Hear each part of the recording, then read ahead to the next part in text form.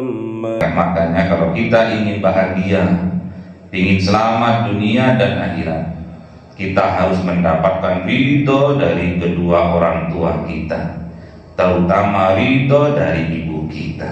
Tidak akan bisa lepas. Sehebat apapun kita, tanpa ridho dari keduanya, sia-sialah amal-amalan kita. Sehebat apapun kesuksesan kita, sekaya apapun kehidupan kita, banyak hartanya, banyak uangnya, tanpa ridho dari kedua orang tua, hampa hidup kita, tidak akan pernah bahagia. Senang iya, namun sementara kesenangannya akhirnya akan menjadi neraka dalam kehidupannya, neraka sa'ir, apinya yang membara, neraka sa'ir yang sempit, neraka sa'ir yang menyebabkan kita terbelenggu tangan kita, kaki kita kepada leher kita. Semoga kita mendapatkan ridho Allah melalui wasilah ridho kedua orang tua kita. Ila hadratin Nabi Mustafa Sayyidina Muhammad sallallahu alaihi wasallam wa ala alihi wa sahbihi wa dzurriyyatihi wa ahli baitihi ridwanullah alaihim ajma'in. Syaulillahi lahumul Fatiha. A'udzu billahi minasy syaithanir rajim. Bismillahirrahmanirrahim. Alhamdulillahi rabbil alamin arrahmanir rahim maliki yaumiddin. Iyyaka na'budu wa iyyaka nasta'in. Ihdinas siratal mustaqim. Siratal ladzina an'amta 'alaihim ghairil maghdubi 'alaihim waladdallin. Amin. Ila hadrati ikhwanihi minal anbiya'i was-salim wal awliya was-syuhada'i was-shalihin was-sahabati wat-tabi'in wal ulama'il 'amilin wal muslimin mukhlisin wa jami'il malaikatil muqarrabin wa khususan Syamsul Qadir Jilani syaulillahi lahumul Fatiha. A'udzu billahi minasy syaithanir rajim. Bismillahirrahmanirrahim. Alhamdulillahi rabbil alamin arrahmanir rahim maliki yaumiddin. Iyyaka na'budu wa iyyaka nasta'in. Ihdinas siratal mustaqim. Siratal ladzina an'amta 'alaihim ghairil maghdubi 'alaihim waladdallin. Amin. Khususon orang tua kita, bapak dan ibu kita, sesepuh kita, para guru kita, minal muslimin wal muslimat wal mu'minin wal mu'minat al-ahya'i minhum wal amwat. Syaulillahi lahumul Fatiha. A'udzu billahi minasy syaithanir rajim. Bismillahirrahmanirrahim. Alhamdulillahi rabbil alamin arrahmanir rahim maliki yaumiddin. Iyyaka na'budu wa iyyaka nasta'in. Ihdinas siratal mustaqim. Siratal ladzina an'amta 'alaihim ghairil maghdubi 'alaihim waladdallin. Amin. Bismillahirrahmanirrahim. Alhamdulillahi rabbil alamin wassalatu wassalamu ala sayyidina Muhammadin nabiyil ummi wa ala alihi wa sahbihi ajma'in. Rabbi zidna ilma wa zid rizqi wa barik bima razaqtana waj'alna mahbuban fi qulubi ibadika wa azizan bi uyunihim waj'alna wajihan fid dunya wal akhirati wa minal muqarrabin katsiran awali ya hasan fi ali wa qa'iman bil zawali ya mubdi bil midal wa lakal hamdul minnat wa syarafu ala kulli halin. Allahumma akrimna bi nuril fahmi wal hifdzi warzuqna al hikmah wa ilhamal malaikatil muqarrabin wa amalan maqbulan bil laili wa nahari arhamar rahim. Rabbana atina fid dunya hasanah wa fil akhirati hasanah wa qina adzaban nar. Subhana rabbika rabbil izzati amma yasifun wa salamun alal mursalin walhamdulillahi rabbil alamin. Bismillahirrahmanirrahim. A'udzu billahi minasy syaithanir rajim. Bismillahirrahmanirrahim. Alhamdulillahi rabbil alamin arrahmanir rahim maliki yaumiddin. Iyyaka na'budu wa iyyaka nasta'in. Ihdinas siratal mustaqim. Siratal ladzina an'amta 'alaihim ghairil maghdubi 'alaihim waladdallin. Amin. Allahumma shalli 'ala Muhammad ya Rabbi shalli 'alaihi wa sallim. Allahumma shalli 'ala Muhammad ya Rabbi shalli 'alaihi wa sallim. Sallallahu rabbuna 'alan nuril mubin Ahmad al-Mustafa sayyidil mursalin wa 'ala alihi wa sahbihi ajma'in walhamdulillahi rabbil alamin.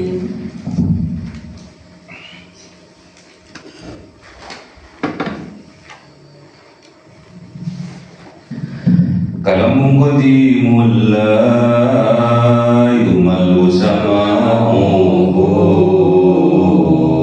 تنزه عن قولي وفعلي ونياتي به أستوفي من كل داء ونوره دليل لقلبي عند جهلي وحيرتي فيا ربي متعني بسر حروفي ونور بسمعي وقلبي ومرادي وهب لي به فهمان وعلما وحكمة وأنس به يا ربي في القبر والحياة وصل وسلم كل يوم وليلة على من به الرحمن يقبل توبتي وآل وأصحابي كرام أئمتي بهم يغفر الغفار ذنبي وزلتي أعوذ بالله من الشيطان الرجيم بسم الله الرحمن الرحيم Surah Al-Furqan 13. أعوذ بالله من الشيطان الرجيم بسم الله الرحمن الرحيم وإذا ألقوا منها مكانا ضيقا مقرنين دعوا هنالك ثبورا لا تدعوا اليوم ثبورا واحدا ودعوا ثبورا كثيرا صدق الله العظيم. بسم الله الرحمن الرحيم قل أذلك خير أم جنة الخلد التي وعد المتقون كانت لهم جزاء ومصيرا صدق الله العظيم. أعوذ بالله من الشيطان الرجيم بسم الله الرحمن الرحيم لهم فيها ما يشاءون خالدين كان على ربك وعدا مسئولا صدق الله العظيم. Bismillahirrahmanirrahim. Wa idza, dan ketika ulku dicampakkan orang-orang yang kafir, minha darinya, dari neraka jahanam, dari neraka sa'ir, neraka yang menyala-nyala, apinya yang menyala-nyala.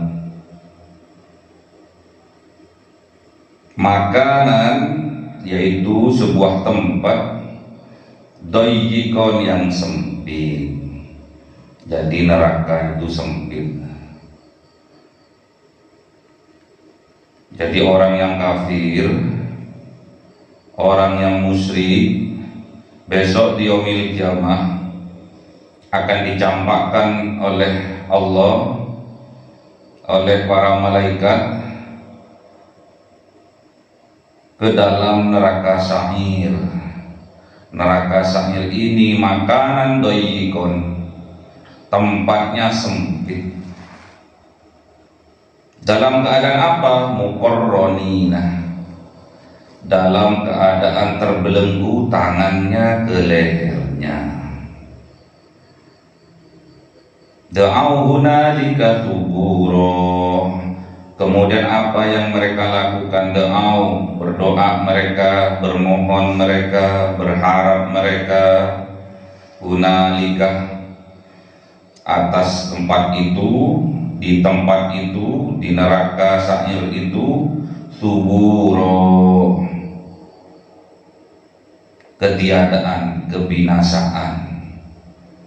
Saking tidak kuatnya siksa api neraka, minta kepada Allah untuk segera ditiadakan, untuk segera dibinasakan saja.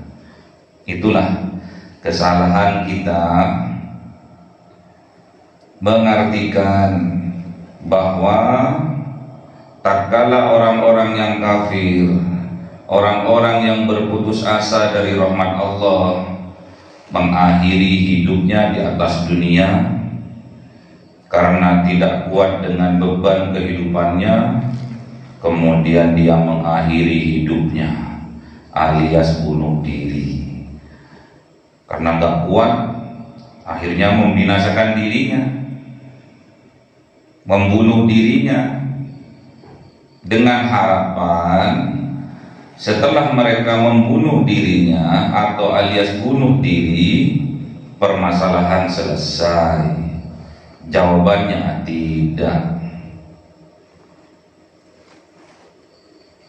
Dengan membunuh dirinya, orang-orang yang kafir, orang-orang yang berputus dari rahmat Allah,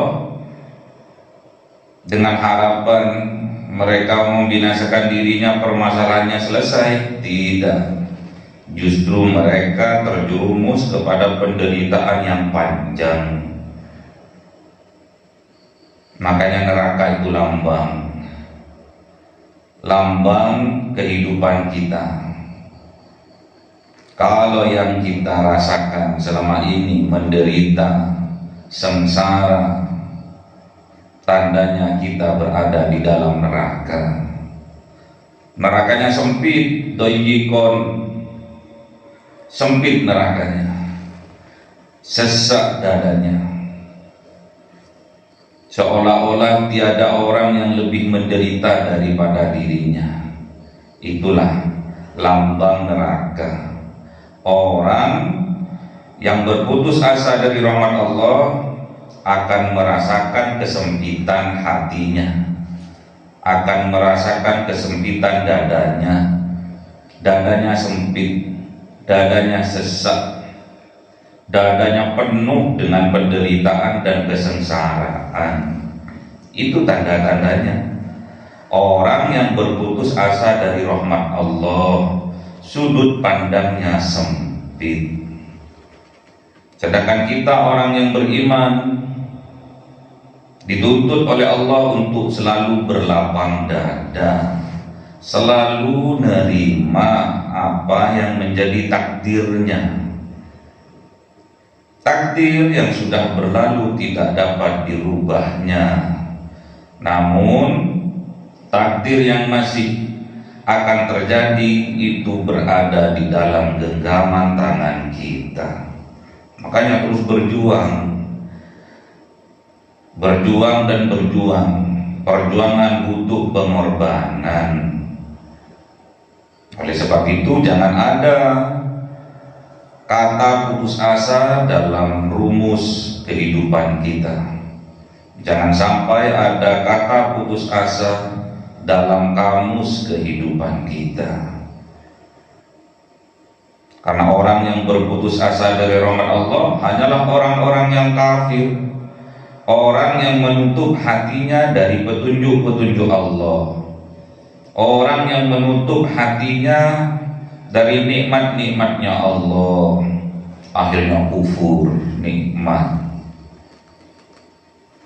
Kalau orang sudah menutup hatinya dari petunjuk-petunjuknya Allah, orang menutup hatinya dari nikmat-nikmatnya Allah, kufur nikmat, maka hidupnya makanan doyikun, hidupnya sempit, seolah-olah dunia ini sempit, lebih sempit dari lubang semut. Dalam keadaan seperti apa? Mukorronin, terbelenggu tangannya, tangannya terbelenggu ke lehernya, kakinya terbelenggu ke perutnya, jadi agak tengkurap, agak nunduk. Ini lambang tangan kita, lambang kaki kita, itu ada kaitannya dengan isi kepala kita. Beban yang ada di pundak kita, beban yang ada di leher kita, beban yang ada di kepala kita. Makanya terbelenggunya tangan itu ke leher. Apa yang kita perbuat itu tergantung dari isi kepala kita. Makanya jangan sampai kita terbelenggu oleh hayalan-hayalan kita. Jangan sampai kita terbelenggu dari pemikiran-pemikiran andai kata, umpama, misalnya. Jangan sampai itu terjadi dalam kehidupan kita. Kita harus berani menatap masa depan kita. Kita harus berani menghadapi kehidupan nyata. Jangan hanya berani berhayal dan berhayal, namun dalam kenyataannya no action, talk only. Tidak ada actionnya, tidak ada perbuatannya, hanya ngomong doang. NATO.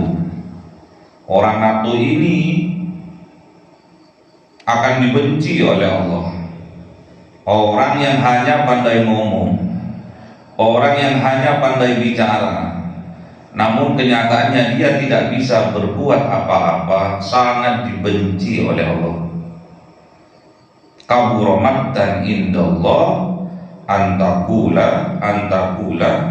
antakulu ma la taf'alun. Kebencian dari Allah kepada orang yang hanya pandai berbicara namun tidak bisa mengaplikasikan apa yang dibicarakan.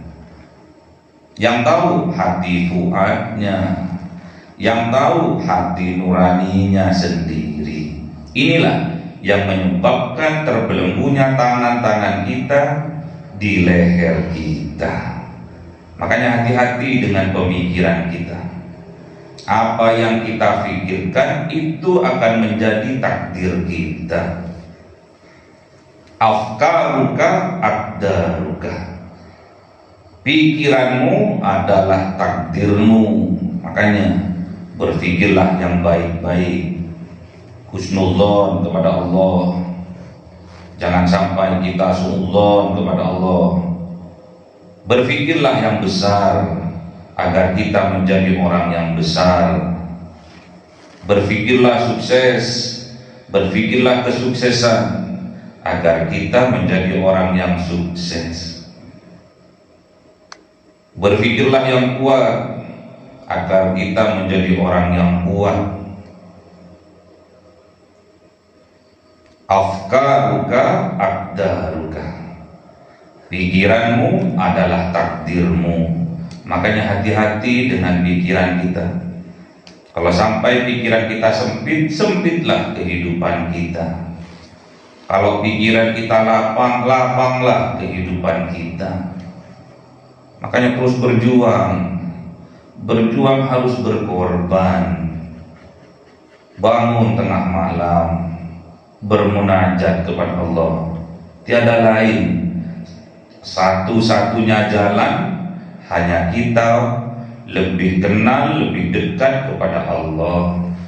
Salah satunya jalan, satu-satunya jalan adalah kita harus selalu berzikir mengingat Allah. Jadi tidak gampang berputus asa, tidak gampang doauna lika suburo, minta kebinasaan kepada Allah, minta diakhiri hidupnya kepada Allah. Sudah gak kuat ya Allah, gak kuat apanya? Belum action sudah bilang gak kuat. Ciri-cirinya orang yang berputus asa dari rahmat Allah menganggap dirinya orang yang menderita. Tidak ada orang lain yang lebih menderita daripada dirinya. La tad'ul yawma thubura wahidan. Janganlah kalian berdoa kepada Allah, bermohon kepada Allah, berharap kepada Allah al-yaum, pada hari itu, yaitu hari kiamat, thubura wahidan, kebinasaan yang hanya satu kali. Wa ta'u thuburan katsira, namun bermohonlah, berdoalah, berharaplah kebinasaan banyak kali, berkali-kali. Kenapa? Penderitaannya bukan hanya satu kali, terus penderitaan itu setiap saat akan terus dihantui dengan penderitaan, dihantui dengan kesedihan, kesengsaraan. Makanya jangan minta hanya satu kali, berkali-kali, sebanyak-banyaknya bermohon kepada Allah. Karena datang satu, selesai, satu lagi datang, selesai, terus seperti itu. Makanya jangan sampai kita berputus asa dari rahmat Allah. Kul, katakan wahai kanjeng Nabi Muhammad, adzalika, apakah yang seperti itu? Apakah neraka sa'ir yang siksaannya seperti itu? Khairun, yang kalian anggap lebih baik, yang kalian harapkan semenjak dari dunia, yang hanya kesenangannya sementara, ternyata penderitaannya selama-lamanya.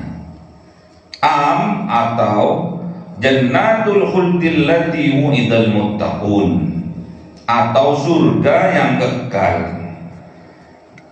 allati yang wu'idah, yang dijanjikan oleh Allah al-muttaqun, kepada orang-orang yang bertakwa.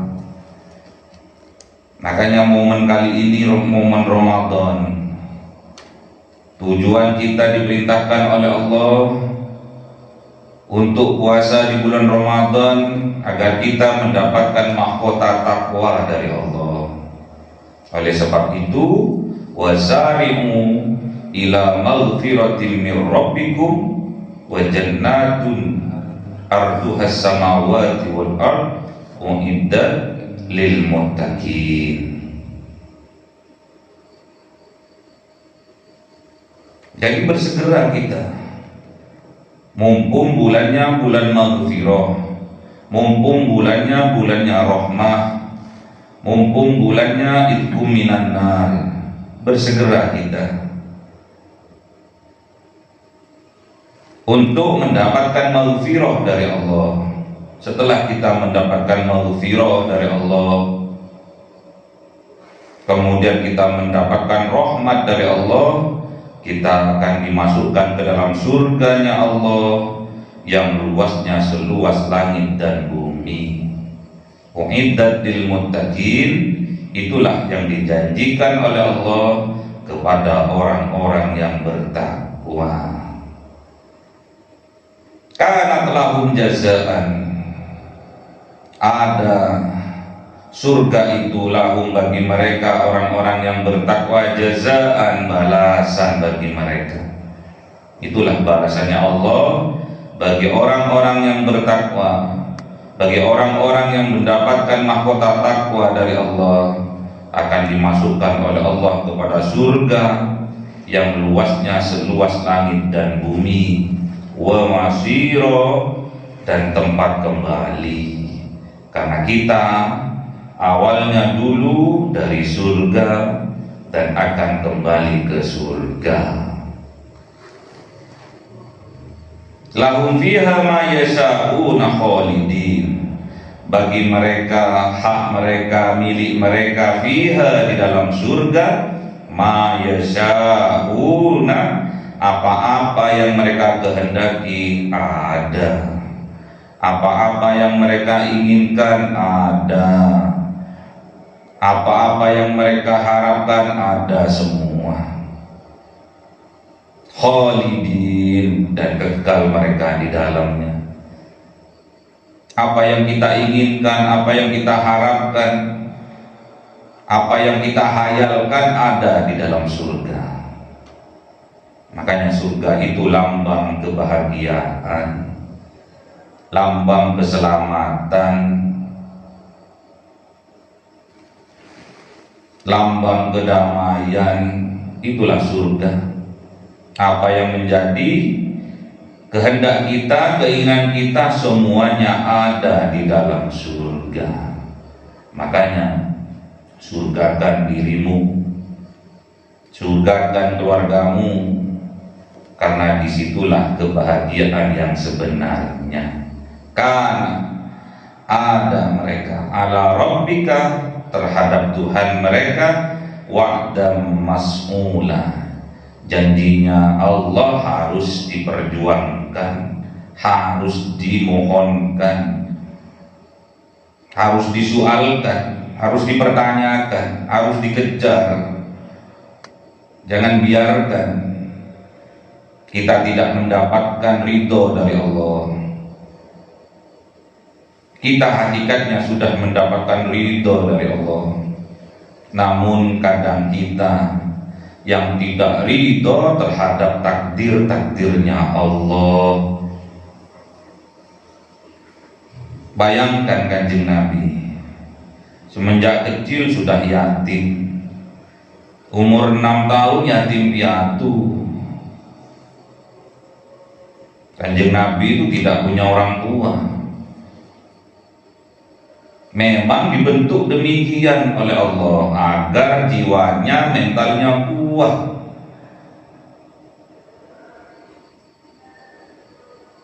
Jadi yang dilakukan Kanjeng Nabi akhirnya bukan sedikit-sedikit api, bukan sedikit-sedikit bumi, bukan. Namun setiap ada permasalahan, Kanjeng Nabi selalu mengedepankan Robbi, sedikit-sedikit Robbi, sedikit-sedikit Ilahi. Itulah yang dilakukan oleh Kanjeng Nabi. Memang dibentuk oleh Allah. Sehebat apapun kita hari ini, tidak lepas dari ridho dari kedua orang tua. Karena ridho kedua orang tua itu lambang dari ridho Allah. Tidak ada ceritanya orang tua itu menginginkan anaknya lebih sengsara daripada dirinya. Cukup dirinya yang sengsara agar anak-anaknya bahagia. Cukup dirinya yang menderita, yang penting anak-anaknya bahagia. Itulah yang diharapkan oleh orang tua kita. Tidak akan lepas amalan-amal apapun, tidak akan lepas dari kedua orang tua kita, termasuk kesuksesan kita. Tidak akan lepas, walaupun kita dalam kenyataannya hidup mandiri, biaya sendiri, kuliah sendiri, bekerja merintis sendiri dari nol. Semuanya itu karena ada wasilah, barokah, ridho dari kedua orang tuanya. Tidak bisa lepas. Sampai ibadah puasa pun kita akan mendapatkan maghfirah dari Allah kalau kita mendapatkan maaf dari kedua orang tua kita. Kita akan kembali ke fitrah, kita akan kembali kepada kesucian, tanpa dosa, tanpa noda, sama seperti bayi yang baru dilahirkan. Kalau sudah berbicara bayi yang baru dilahirkan, tidak bisa lepas dari kedua orang tuanya, terutama dari ibunya. Tanpa ibu tidak bisa kita lahir ke atas dunia. Tanpa orang tua mustahil kita bisa hidup di atas dunia ini. Jadi sebetulnya amalan-amalan apapun tidak bisa lepas dari kedua orang tua, karena kita memang dididik, ditempa, dijadikan, diciptakan memang berada di dalam rahimnya seorang ibu. Kasih sayangnya seorang ibu, itulah lambang bahwa ibu atau orang tua kita adalah Tuhan yang nyata di dalam kehidupan kita. Makanya Allah itu Ar-Rahman Ar-Rahim, pengasih dan penyayang. Kita berada di dalam rahim, dalam kasih dan sayangnya dari Allah yang Allah titipkan di dalam rahim seorang ibu. Makanya kalau kita ingin bahagia, ingin selamat dunia dan akhirat, kita harus mendapatkan ridho dari kedua orang tua kita, terutama ridho dari ibu kita. Tidak akan bisa lepas. Sehebat apapun kita, tanpa ridho dari keduanya, sia-sialah amal-amalan kita. Sehebat apapun kesuksesan kita, sekaya apapun kehidupan kita, banyak hartanya, banyak uangnya, tanpa ridho dari kedua orang tua, hampa hidup kita, tidak akan pernah bahagia. Senang iya, namun sementara kesenangannya akhirnya akan menjadi neraka dalam kehidupannya, neraka sa'ir, apinya yang membara, neraka sa'ir yang sempit, neraka sa'ir yang menyebabkan kita terbelenggu tangan kita, kaki kita kepada leher kita. Semoga kita mendapatkan ridho Allah melalui wasilah ridho kedua orang tua kita. Amin. Allahumma arhamna bil Qur'an waj'alhu lana imama wa nura wa huda wa rahmah. Allahumma zakkirna minhu ma nasina wa 'allimna minhu ma jahilna warzuqna tilawatahu ana al-laili wa atrafan nahar waj'alhu lana hujjatan ya rabbal alamin. Cahaya 1000 bulan yang dimasukkan oleh malaikat ke dalam hati seorang hamba pilihan atas perintah Tuhannya, memancar dengan dahsyat penuh cinta, menembus relung-relung jiwa yang gelap penuh nista, berubah menjadi terang penuh kasih sayang. Itulah Lailatul Qadar.